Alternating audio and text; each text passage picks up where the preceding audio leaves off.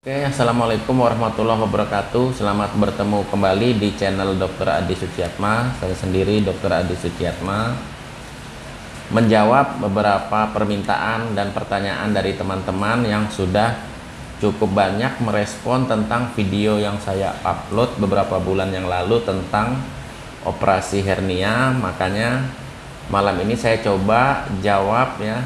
Mudah-mudahan teman-teman yang bertanya kemarin bisa lumayan bisa mengobati rasa penasarannya. Dan kebetulan saya amati yang bertanya tentang operasi hernia kemarin ini kebanyakan adalah dari generasi muda yang sepertinya akan ingin mengikuti tes untuk masuk pendidikan kepolisian maupun pendidikan TNI. Nah, kekhawatiran mereka itu berupa apakah nanti kalau seandainya mereka yang bertanya tadi kebetulan mereka terkena hernia, itu seandainya mereka setuju untuk dilakukan operasi sesuai dengan anjuran medis, apakah bekas operasinya nanti satu bisa nggak membuat mereka tetap masuk TNI atau Polri, bekas operasi hernianya kedepannya bagaimana pasca operasinya. Yang kedua, mereka juga diselimuti isu bahwa orang yang sudah operasi hernia itu tidak akan bisa kerja berat lagi, tidak bisa fitness, tidak bisa jogging dan sebagainya. Nah, sebenarnya prinsipnya sama saja ya. Saya membuat channel Dr. Adi Suciatma atau nama saya sendiri ini sebenarnya pada intinya tujuannya adalah bukan untuk menjelaskan tentang penyakit, tentang operasi, tapi melainkan untuk menyadarkan masyarakat bahwa yang selama ini masyarakat di Indonesia, terutama orang-orang awam yang selama ini banyak dipengaruhi oleh isu-isu negatif, kemudian kepercayaan tradisional dalam merespon informasi-informasi medis. Itulah saya buat channel ini tujuannya ya, karena saya ingin menyadarkan masyarakat yang selama ini menganggap operasi itu lebih berbahaya dibanding tidak operasi. Padahal kan semestinya dari medis sendiri sudah mengatakan, misalnya penyakit bapak atau ibu kalau tidak dioperasi nanti akan tambah parah dan pada akhirnya nanti mungkin bisa membahayakan nyawa atau menimbulkan komplikasi yang lain. Tetapi karena ketakutan, karena kurang pengetahuan, ditambah dengan isu-isu negatif yang saling menakut-nakuti supaya tidak usah operasi, membuat masyarakat ya biasa di negara berkembang seperti Indonesia ini adalah negara kelas 2 ya, kalau boleh dibilang bukan seperti negara kelas 1 atau negara maju. Itu masih sering kalau boleh saya bilang itu masih sering diprovokasi oleh isu-isu tradisional, sehingga membuat mereka justru lari dari anjuran medis yang semestinya, yang seharusnya kalau diikuti anjuran medis itu maka akan menghasilkan kesehatan atau setidaknya meminimalisir komplikasi atau hal-hal yang bisa membahayakan nyawa. Nah, oke. Sama dengan operasi hernia ini, banyak orang bahkan di tempat tugas saya sendiri mengatakan operasi hernia ini berbahaya, operasi hernia ini tidak cocok untuk orang tua, nanti waktu dioperasi fisiknya tidak kuat, nanti bisa meninggal dan sebagainya. Padahal kenyataannya operasi teh nyelupire 2017 mulai. 2017. Wayah tuh umur jawen hanya berarti wetuh operasi male 2017 teh jawen umur pian lah. Nggih. Nampi pian tuh berigas sih lah. Alhamdulillah. Nanjong biasa lah. Yo. Bermotor. Nggih.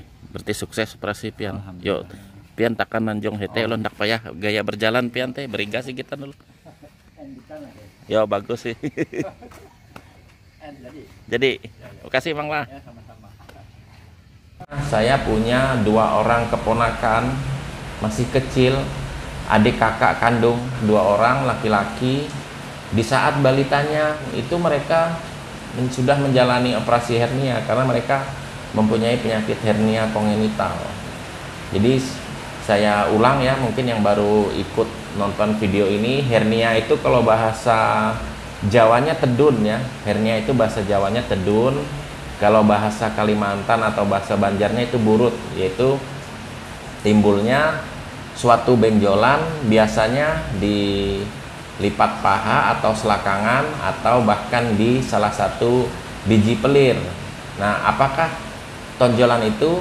Tonjolan itu merupakan usus yang turun atau usus yang nyelonong ke depan, jatuh ke bawah, yang sebenarnya bukan tempat sebagaimana mestinya. Jadi kalau tidak dioperasi, lama-kelamaan usus itu akan turun naik, akan semakin mudah, semakin longgar tempat dia turun naik, akan semakin cenderung turun terus. Akhirnya lama-kelamaan turun terus, tidak bisa kembali ke atas, akhirnya kejepit. Inilah yang dinamakan dengan hernia ingkar serata atau hernia yang kejepit. Artinya usus yang sudah turun, keluar, menonjol, itu tidak bisa balik lagi. Karena kalau hernia yang awal-awal kan biasanya bisa balik lagi, bisa ditonjol, bahkan bisa ditonjol pakai jari seperti ini kembali. Nah, seperti itu. Nah, hernia ini kalau sudah kejepit ususnya itu, kalau kita lambat mengambil tindakan, tidak segera operasi, hernia, usus yang kejepit itu kan sama seperti jari ini kejepit di pangkalnya, maka dia akan membiru dan membusuk, atau bahasa medisnya nekrosis, karena dia terjepit pembuluh darah yang menghidupi ujung-ujung setelah jepitan ini sudah tidak bisa mengalirkan darah lagi karena kejepit dengan begitu ketatnya. Ya, coba Anda praktekkan ini, diikat dengan karet yang sangat ketat, pasti di sini akan membiru. Kemudian kesakitan. Setelah fase membiru itu kan menghitam, kemudian kesakitan. Itulah makanya kalau hernia yang kejepit itu rasanya nyeri sekali. Biasanya kalau mereka masih, ini untuk orang awam ya, kalau masih hernia yang naik turun itu mereka biasanya sudah pernah kontrol ke medis, ke puskesmas atau ke klinik atau praktek dokter, sudah dijelaskan bahwa ini Pak lebih baik operasi dan bla bla bla bla. Biasanya kalau orang awam mereka melipir, tidak mengikuti anjuran medis yang katanya konon masalah biaya. Sebenarnya saya pikir, saya sudah bertugas sebagai dokter 10 tahun lebih dan saya tugas di tempat terpencil terus, saya tidak pernah tugas di kota. Kalau melihat orang miskin saya sudah sering, sudah banyak, bukannya saya tidak tahu tentang kemiskinan, tapi masalah miskin ini kadang dibuat-buat, karena seperti yang saya bilang di awal video tadi, sebenarnya mereka bukan hanya miskin atau sebenarnya tidak miskin, tapi karena takut operasi atau dipengaruhi isu-isu negatif tentang operasi atau hal-hal yang masih berbau kolot atau tradisional. Oke, balik lagi tadi ya. Kalau tidak segera dioperasi, kejepit, nyeri kemudian mati, nekrosis busuk, maka harus diamputasi. Yang diamputasi kalau usus dia dipotong segmennya, karena usus itu kan panjang ya, boleh dikatakan seperti mie ya, seperti mie. Jadi kalau ada segmen mie yang kejepit begini, ini begini ada segmen kejepit, misalnya saya ambil ini kabel lampu saya ya, nah ini usus panjang ya, usus itu panjang berputar-putar di dalam rongga perut kita, berputar-putar dia. Nah kalau hernia ini salah satu bagian ususnya turun ke bawah, ke selakangan, lalu kejepit oleh channel di selakangan itu, kejepit dia. Nah ini karena dia kejepit begini, kalau masih awal-awal didorong, dibalikin, dipijat, keluar masuk, lama-lama penjepitnya ini agak longgar, terus kemudian karena dia agak longgar, yang jatuh sekarang tidak cuman segini, akhirnya banyak karena dia sudah longgar. Karena telanjur yang turun banyak, justru disinilah celakanya.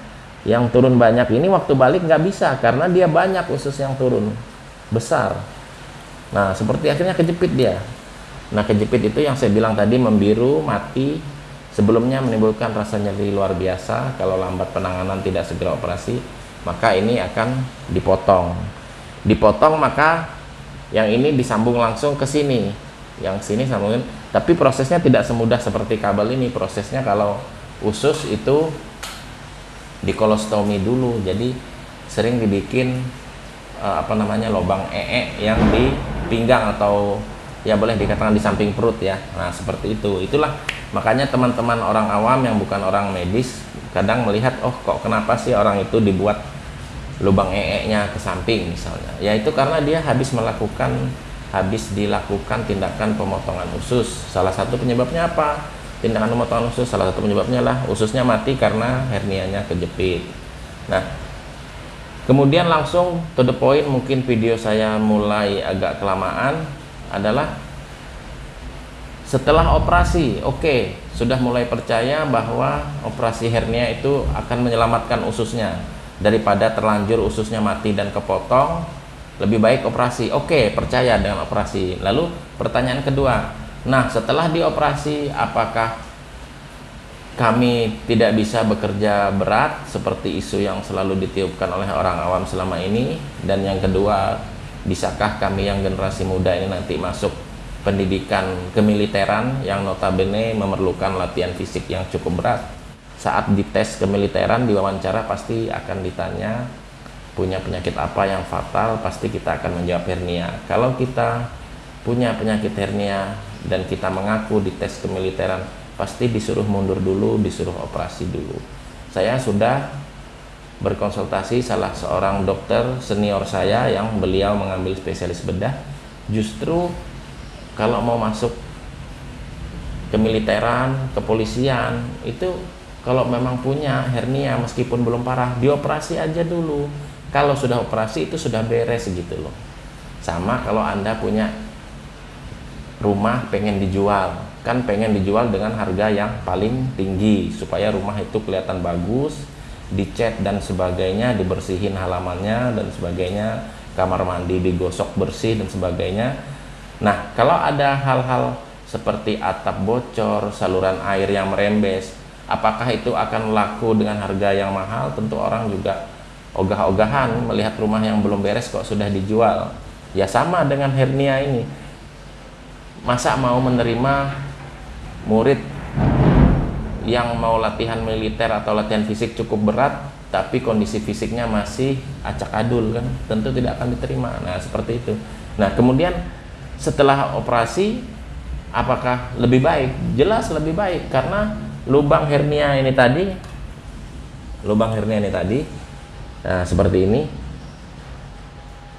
ini yang tempat longgar ini tadi, cincin channelnya ini ya, cincin channel yang katakanlah di selakangan atau di samping biji skrotum atau biji pelir, ini kalau sudah diangkat ini akan dipererat, ya boleh dikatakan dijahit lah, dieratkan. Jadi justru dengan ini dieratkan tidak akan ada hernia-hernia lain yang baru yang akan jatuh lagi di sini, karena apa yang sudah lubang akan ditutup ketat, dibantu dengan jahit mungkin oleh dokter bedah ya, seperti itu. Sama kalau kita sudah lihat di genteng misalnya kok bolak-balik bocor oleh tukang yang lebih ahli, dia lihat, wow ini kita permanenkan aja pak, atau gentengnya kita ganti atau bagaimana, atau dilapisin atau bagaimana, jadi justru air tidak akan masuk lagi.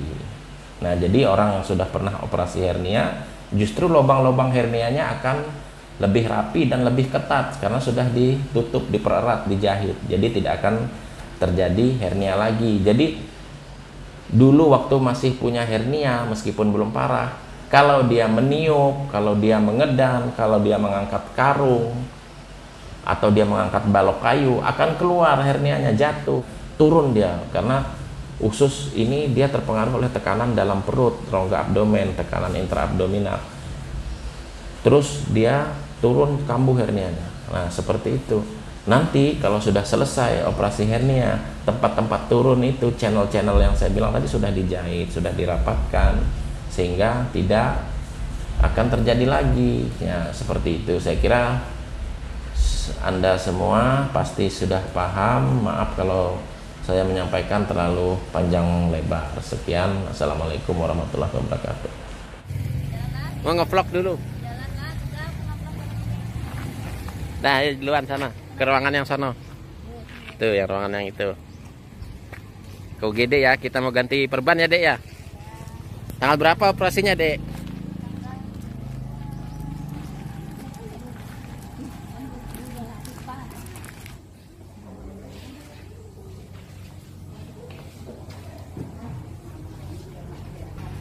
Dek, udah bisa loncat-loncat? Enggak boleh. Oh, nggak boleh. Nggak cuma nanya. Tapi udah lincah ya? Iya. Udah bandel-bandel lagi? Mm-mm. Udah bandel kamu ya?